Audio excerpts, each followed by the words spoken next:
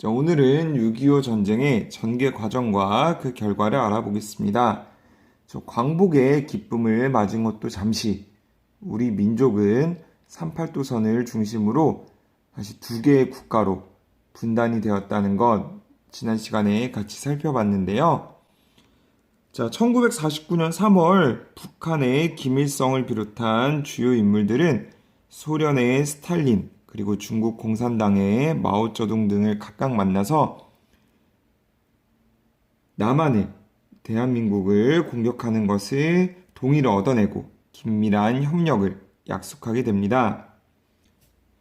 그리고 1948년 12월 소련은 북한에서 군대를 철수시킨다고 하면서 미국에게도 남한에서 군대를 철수시킬 것을 강력히 요구했죠. 결국 1949년 6월 미군은 대한민국 남한에서 철수를 하게 되고 북한은 본격적으로 전쟁 준비를 시작하게 되는데요.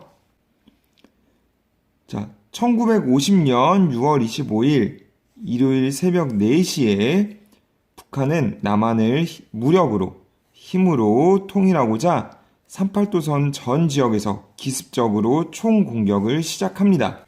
자, 소련에게 무기 공급 등을 지원받으면서 군사력을 키운 북한과 달리 대한민국, 남한은 전쟁에 필요한 물자가 부족했고 전쟁에 대비를 하지 못했습니다.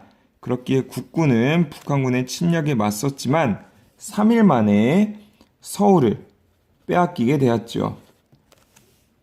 그리고 북한군의 공격을 이겨내지 못하고 낙동강 이남까지 2달 만에 후퇴를 하게 되었습니다. 그래서 결국 부산을 임시 수도로 삼으면서 최후의 방어선을 펼치게 되었지요. 남한 사람들이 피난을 갈 수밖에 없었던 것, 전쟁 준비가 부족했고 북한의 공격을 이겨내지 못했기 때문이다 라는 것 여러분들 다시 한번 살펴보시고요. 자, 6.25 전쟁이 일어나자 남한, 대한민국에 도움을 준 국제기구가 있는데요.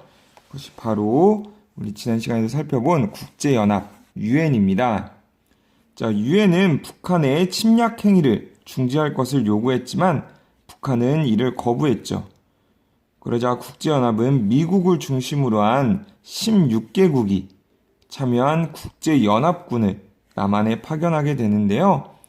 파병이라고 해서 병사를 보내는 나라들도 있었고 전쟁에 필요한 혹은 일상생활에 필요한 물자를 지원하거나 의료를 지원하는 부상병이나 아니면 민간인 부상자들을 치료할 수 있는 의료 지원을 해준 나라들도 있습니다. 한번 같이 살펴보시고요. 자, 국군과 국제연합군은 북한군과 치열하게 전투를 벌였습니다. 자, 이 상황에서 메가더 장군을 총사령관으로 한 인천 상륙 작전이 성공하면서 전쟁의 상황이 남한에 유리하게 되었습니다. 약 2주 후에 1950년 9월 28일에 다시 서울을 되찾게 되었고요. 서울을 되찾고 국군과 국제연합군은 계속 북으로 공격해서 평양을 비롯한 북한 지역의 대부분을 장악한 후에 10월 26일에는 압록강까지 진격을 하게 됩니다. 자, 그러나 중국군이 압록강을 넘어서 전쟁에 개입하면서 국군과 국제연합군은 다시 후퇴를 하게 되는데요. 이를 일사후퇴라고도 합니다. 여러분 혹시 국제시장이라는 영화를 봤는지 모르겠는데 거기도 나오는 유명한 흥남철수라는 작전도 이 시기에 펼쳐지게 됩니다. 자, 중국군이 6.25 전쟁에 개입한 까닭은 무엇일까요? 당시 소련과 중국, 북한은 공산주의라는 사상으로 같이 묶여 있었고요. 대한민국과 미국은 자본주의 사상으로 연결되어 있었는데요. 자, 북한이 만약에 사라진다면 미국의 우방국인 대한민국과 직접 중국이 국경을 맞대게 되기 때문에 이건 미국하고 국경을 마주하는 것과 같다. 중국의 위협이 될 수 있겠다라고 생각했기 때문입니다. 그럼 중국군의 참전으로 국군과 국제연합군은 다시 한강 이남으로 후퇴했고요. 한강 이남까지 밀려난 국군과 국제연합군은 다시 반격을 하면서 38도선을 중심으로 치열한 전투가 벌어지게 됩니다. 한편에서는 전쟁을 멈추려고 정전협상을 진행하게 되는데요. 정전협상이란 전쟁 당사자들이 전쟁을 멈추려고, 전쟁을 정지하려고 의논하는 것을 이야기합니다.